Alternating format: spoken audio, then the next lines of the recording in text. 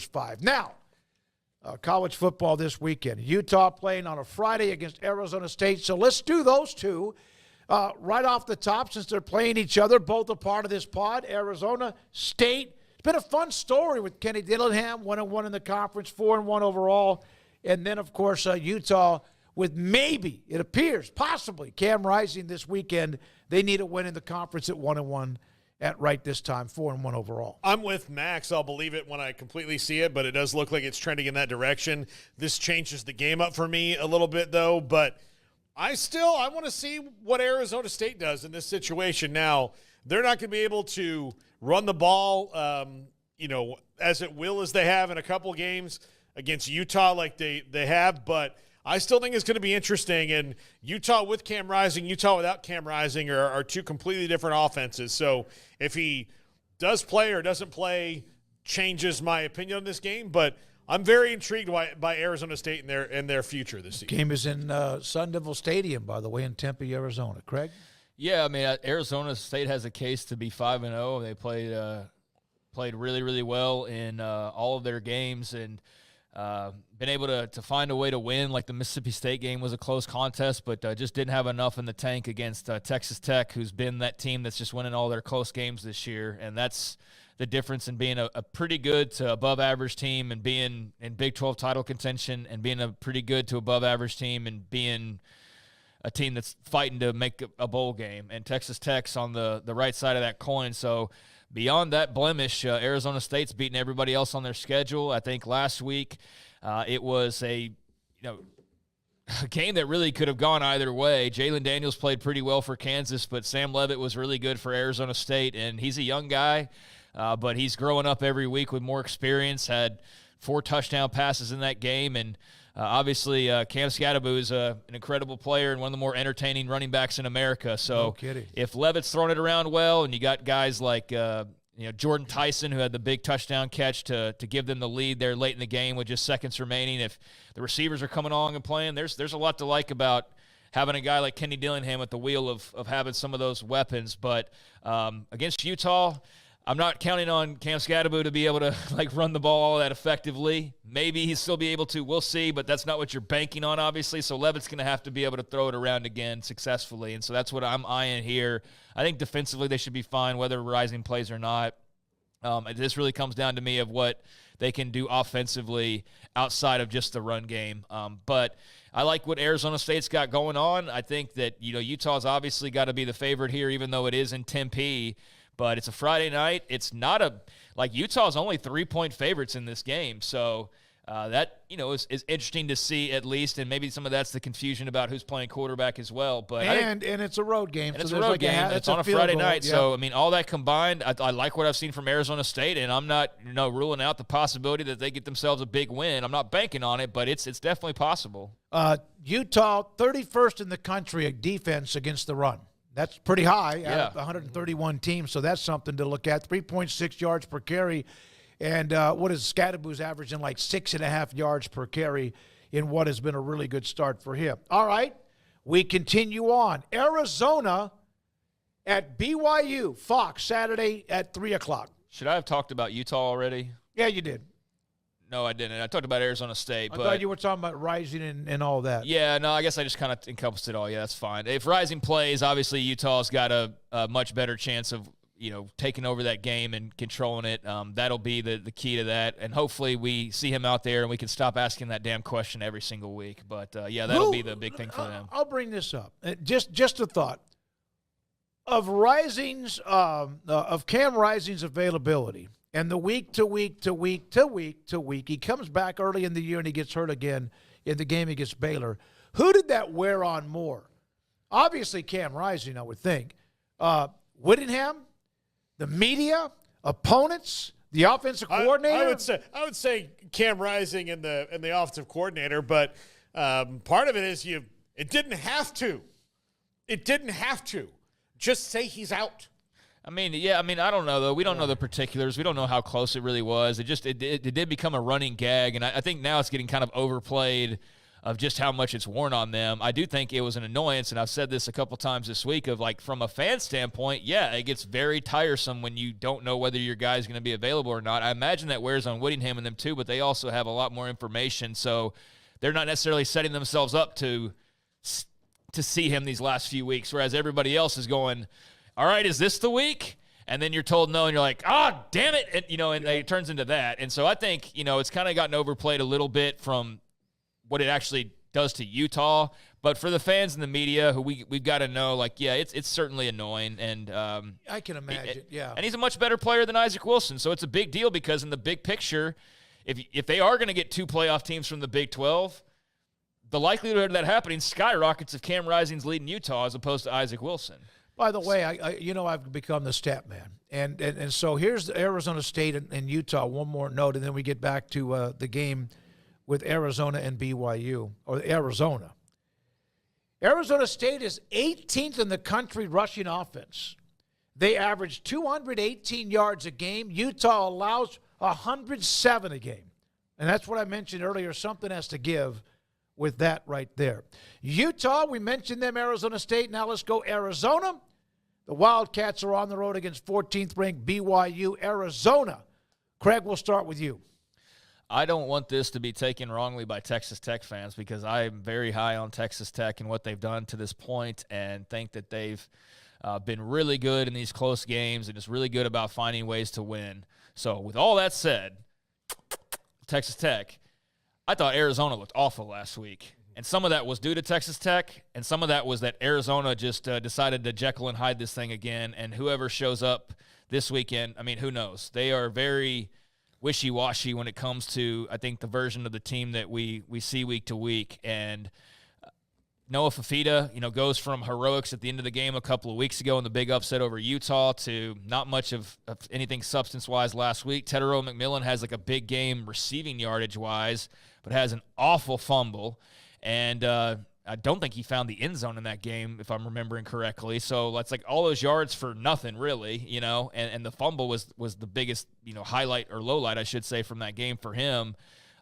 They're too reliant on those two guys, and they're too inconsistent, and they're hard to peg for that reason, week to week. But they're a talented team when it's all working, but that's not a guarantee every week. So do we get like heroic Noah Fafita who's throwing like deep balls and getting smashed in the face at the same time and doing all that? Or are we getting a guy where the offense is just in a funk and they can throw to Tedero McMillan, but it's not actually putting any points on the board? Like that's Arizona to me. So yeah, they're a very up and down team.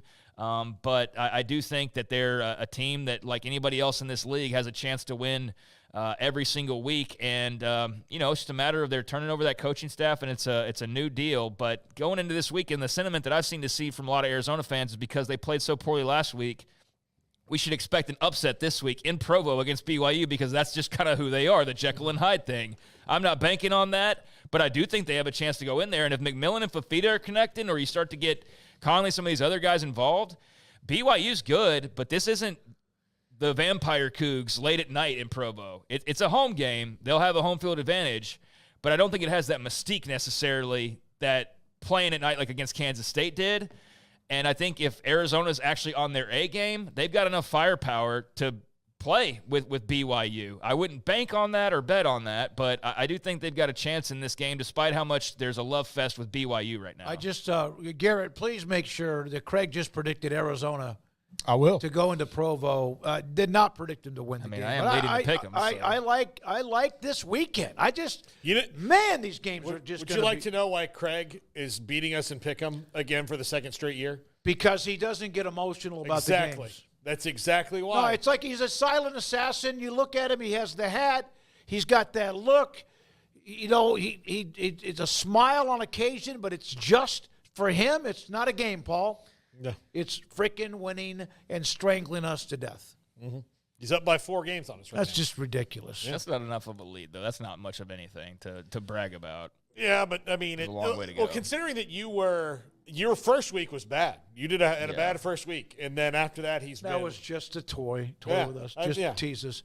All right. But no, Arizona. I think Arizona can win this game. I said I'm not predicting that though. I still would take BYU, but I don't think it's impossible because BYU is a good team, but I don't think that they're like flawless in any way to where it's like, oh man, Arizona's got no chance in this one. No, they've got it. Every Big 12 game you've got a chance in. Yeah. Every single game. I like BYU in the game. I think Arizona, but if they can get and they had some moments last week where you saw like something other than Tet McMillan, and then it didn't happen again. The difference this year, well, they're not just explosive as they were, but their defense is not nearly as good because they were really good last year. Who predicted that?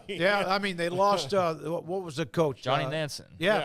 All right, we got to get to another game. Defensive tackle. Who's got a pretty good defense where he would, Texas does. Wow, that's crazy. Like really good despite losing 15 guys to the NFL. All right, I, from the beginning, have been on the Deion Sanders and Colorado train. I have, and I all this like, oh my God, they're pretty good. Obviously, you have not been paying attention, and they host in this. If there's the game of the weekend, I mean, there's a bunch of them, but the game appears to be the 9:15 hosting K-State. What a huge opportunity for Colorado, and also what would be a great win for K-State. Yeah, I think this is going to be a fantastic game. This is Colorado's chance to prove again that they're not a turnstile against the run. They proved it against UCF, played their first complete game in the Deion era. I think that's pretty evident that last week was the first time it came together in these 2 years.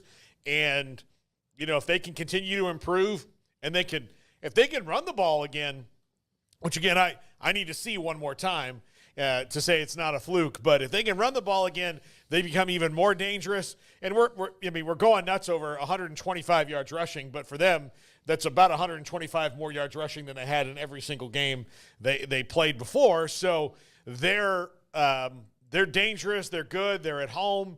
They have confidence now, and that's really scary. I still am going to pick Kansas State in this one just because I think they're a little bit ahead of that, but I think it's going to be a great game. Yeah, I saw an article where Deion was complaining about the late kickoff time and was bemoaning that decision by the TV execs to put them on in that late night window. But that's the price of being out in that mountain time zone and having these Western-ish teams. You knew that was going to be the case when you joined the Big 12, but I don't think that has any effect on the game. It's just something of note that I came across earlier today. But I like Kansas State here, even though I expect it to be a really entertaining and close kind of shootout-style game. I mean, I don't think Kansas State has some great defense necessarily, right? So the battle for them, I think, offensively, they'll be able to move the football. Although, to Paul's point, like Colorado's defense playing the way that it is, K-State being so run-heavy, that's going to be an interesting little clash of strength versus perhaps growing strength for Colorado. Avery Johnson was really good the last time we saw him. Is he going to be able to sling it around as well as he did in that last game? If so, then there's a lot to love about K-State's direction. And for many, they're still the favorite in the Big 12 to eventually be that team in Arlington at the end of the day.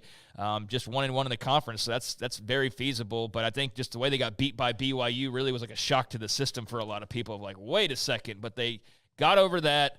And I think they've got a lot of talent. I don't think they're going to be too shaken by going up the Boulder. I think some teams will get shaken by that. I don't think K-State necessarily, because they just had the Provo experience. So I think that aids in Avery Johnson a little bit in this case, as opposed to if this was the first game that you were going out on the road, then maybe you'd expect kind of the BYU result or something similar to that. But I think that actually aids them here. And Colorado's definitely, it's been great to see them kind of prove a lot of doubters wrong here early on. Playing at home is something you got to love, but both of them coming off of getting breaks. I like Kansas State a little bit better as in like 3.5 points like the spread is, of just slight favorites, but favorites nonetheless on the road. One note about Colorado I want to bring up. You hear about all the flash and the dash and how their defense against the run's getting better, and their kicker, Alejandro Mata, is 5 for 7 field goals, hasn't missed an extra point. Now, he's kicked before with Colorado, was 10 of 12 last year. But remember, they lost Feely. He was injured, and this guy gave him a little stability. He once kicked at Jackson State, or, of course, Deion was just back in 2022. All right, so we've done the 4 corners: Colorado, Utah, Arizona, and Arizona State. We do the 4 teams in the Big 12, Monday, Tuesday, Wednesday, and Thursday. And so we have moved on from that for this week. Can't wait for the games. The schedule looks so much fun.